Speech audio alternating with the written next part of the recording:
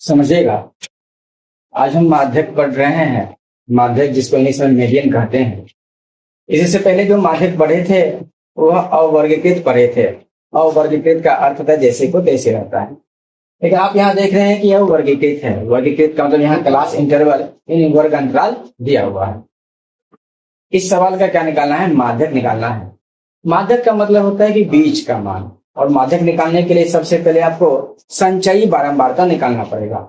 आपसे एमसीक्यू में सवाल पूछा जाता है कि संचयी बारंबारता किसके लिए निकालते हैं? तो संचयी बारंबारता जो है वो माध्यक के लिए निकालते हैं। किसके लिए निकालते हैं? माध्यक के लिए निकालते हैं। बात समझ में आया? माध्यक क्या होता है कि बीच का केंद्रीय माप। ठीक है, हम आगे बढ़ते हैं तो सीएफ हम आपको बताते हैं कि सीएफ कैसे निकाला जाता है। ध्यान से देखिएगा और समझिएगा। ये 2 है तो चुपचाप 2 लिख दीजिए। क्या लिख दीजिएगा? 2 में 3 जोड़िए, कितना हो जाएगा? 5। 5 में 8 जोड़िए, कितना हो जाएगा? 13 में 6 जोड़िए, कितना हो जाएगा? 19 में 6 जोड़िए, कितना हो जाएगा? 25 में 3 जोड़िए, कितना हो जाएगा? 28 में 2 जोड़िए, कितना हो जाएगा? ये जो लास्ट वाला जो होता है वो आपका एन कहलाता है। लास्ट वाला जो रहता है वो आपका क्या कहलाता है? एन कहलाता है। बात समझ में आया? कोई दिक्कत है? चलिए अब क्या करना है कि एन यदि आपके पास कितना है? एन यदि 30 है। एन कितना है? 30 है।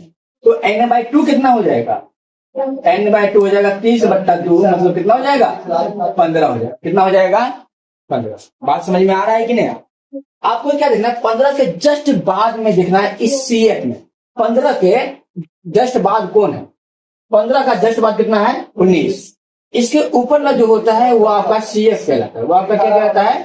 सीएफ। और इधर वाला जो रहता है वो आपका क्या कहलाता है? एफ। और इधर वाला जो होता है वो आपका क्या कहलाता है? एल। क्या आपको एल पता चल गया? एल कितना है? एल कितना है? एफ कितना है? सीएफ कितना है? सीएफ कैसे निकाले समझ में आया? एन बट्टा 2 का जस्ट बाद वाला संख्या के ऊपर वाला जो होता है वो क्या होता है? सीएफ।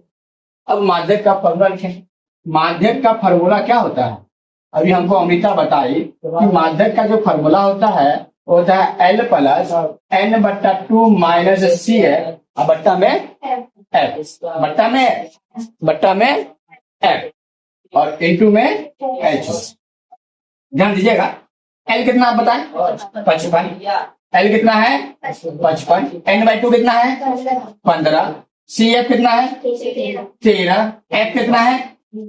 6। और हाइट का मतलब होता है वर्ग की लंबाई, यानी इसकी कितनी लंबाई? 60 में से 55 जाएगा 5। चलिए बहुत सुंदर। काट में आता है 55 है तो 55 प्लस है तो प्लस 15 में 13 जाएगा, कितना हो जाएगा? 2 बट्टा कितना? गुना कितना? 2 बट्टा 6 ना। 2 एकम 2, 2 तिया 6, यानी 55 प्लस में 5 बट्टा कितना बहुआ? 3। भाग देने आता है 55 प्लस 3 एकम 3 पॉइंट उतरेगा 6 ना, यानी 56.6 के आसपास। 56.6 जो है वो आपका क्या है? माध्यक। हम आपको एक बात बताना चाह रहे हैं, ये मेरा माध्यक तो निकल गया। माध्यक निकालने में किसी को कोई दिक्कत? हम कल भी बताए थे कि बाबा ध्यान से देखो, सुनो और समझो।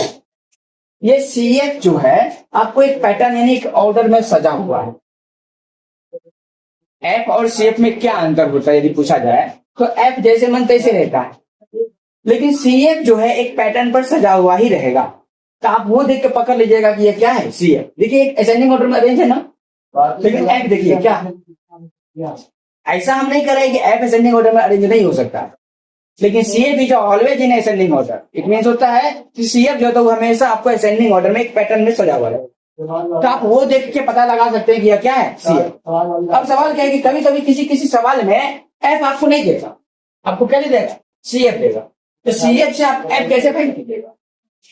माइनस कर 2 है तो 5 में से 2 जाएगा तो 13 में से 5 जाएगा तो 19 में से 13 जाएगा तो 25 में से 19 जाएगा तो 28 में से 25 जाएगा तो 30 में से 28 जाएगा तो इस तरह सीएफ से आप एफ निकाल सकते हैं।